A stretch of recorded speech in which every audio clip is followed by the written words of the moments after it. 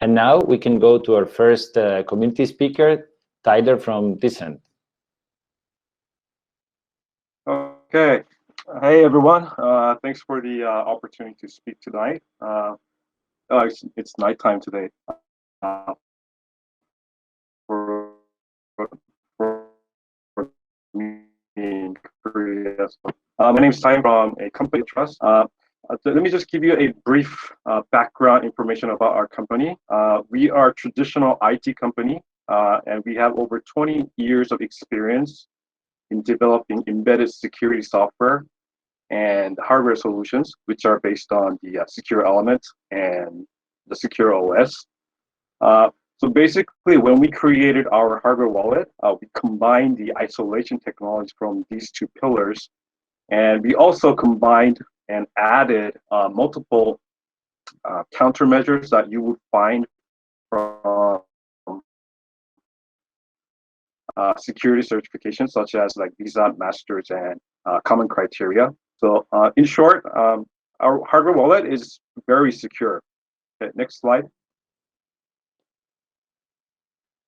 So currently we have 3 different hardware wallets available. On the left, this is our flagship device, which has the built-in biometric sensor and Bluetooth modem inside. So this is a device that you would work with your mobile phone rather than the PC for most of the time.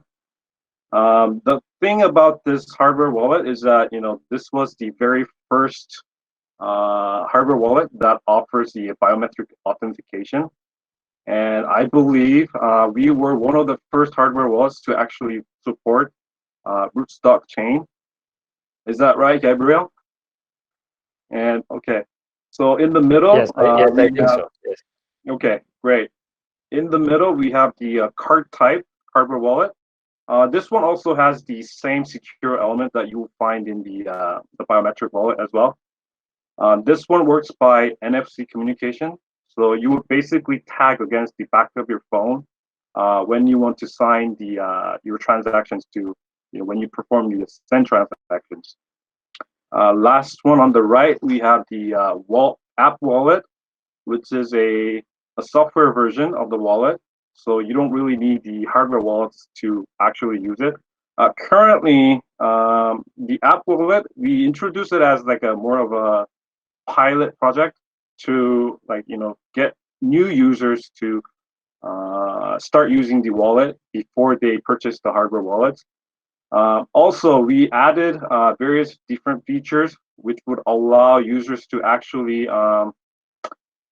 not only about just receiving and sending crypto, but actually getting access to different dApp services. Next page. This is one of the recent integrations that we have done. This is a Rif Name Service.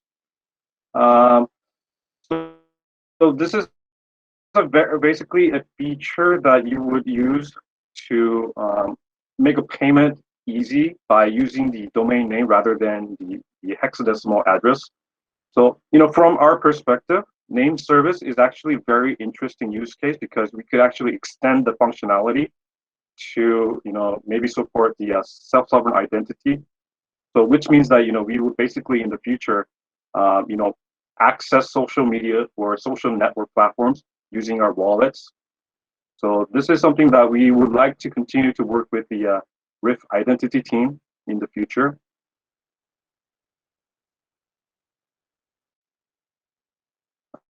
Next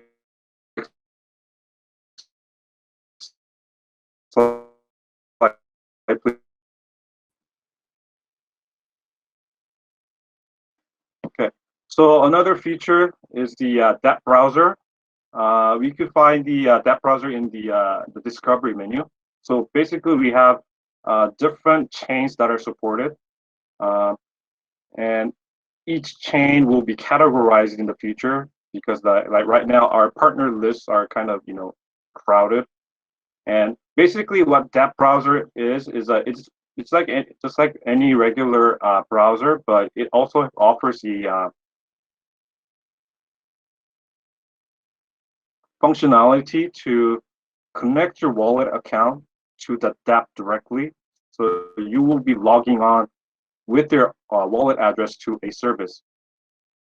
So if you look at on the right side, I just kind of visited the Sovereign dApp just to show you as an example. We're not integrated yet, but later in the future, if you visit the site will actually ask you back whether you want to connect to the service using your account. Okay, next slide. Right now, we have already integrated with various partners. Obviously, we have decentralized exchanges, game platforms, DeFi platforms, and many others. Next slide, please. So there are actually two different ways to integrate our wallet to your service. The first one is the integration in the PC environment. Just to give you an explanation of the structure, if we look at on the left side, we have the web application, which will be integrated with the SDK that you see on the bottom, and in the middle is a bridge service that a user would actually install on their PC. This bridge service is a program that we have created and it's already available. So this would allow the browser on your PC to communicate with the hardware wallet. Okay, so there are links to the SDKs here. First one is the standard SDK we have.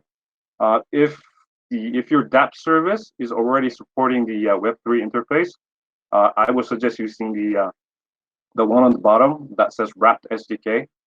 This would actually make the integration very, very simple. Next slide, please. Okay. The second one is the mobile integration.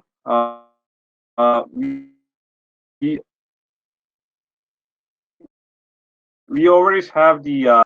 We are going to introduce the support for the RSK very soon. So in perspective of the dApp provider, all you would have to do is add a DCent wallet button as a connection, and you just have to check for the accessibility using the window.ethereum is DCent wallet. You set this as a true. So if you see on the middle here, we have RSK, Ethereum, Clayton, and then we have the Tron networks. So we are going to support all these different chains in the future. Next slide, please. So before I leave, thank you for tonight. As a representative of DCent Wallet, I would like to welcome any partnership with the RSK ecosystem partners. So if you're interested, just drop me an email, and we could just kind of figure out from there. Thank you very much.